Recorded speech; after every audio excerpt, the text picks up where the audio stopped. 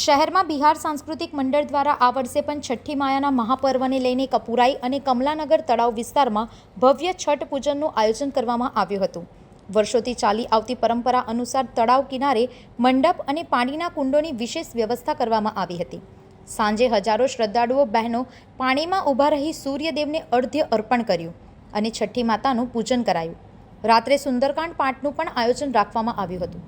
બહારથી આવેલા ભક્તો માટે રહેવા, જમવા અને કપડાં બદલવાની સુધીની સર્વ સુવિધાઓ ઉપલબ્ધ કરવામાં આવી હતી। મંગળવારે સૂર્યોદય સમયે અંતિમ અર્ધ્ય સાથે 72 કલાકના આ પવિત્ર પર્વની પૂર્ણાહુતિ કરવામાં આવશે। બંને તળાવ પર અંદાજે 18,000થી વધુ ભક્તો દ્વારા શ્રદ્ધાભાવ સાથે છઠ માયાનું પૂજન થઈ રહ્યું છે। સંવાદદાતા સાથે અભિપ્રાય ન્યૂઝ, વડોદરા।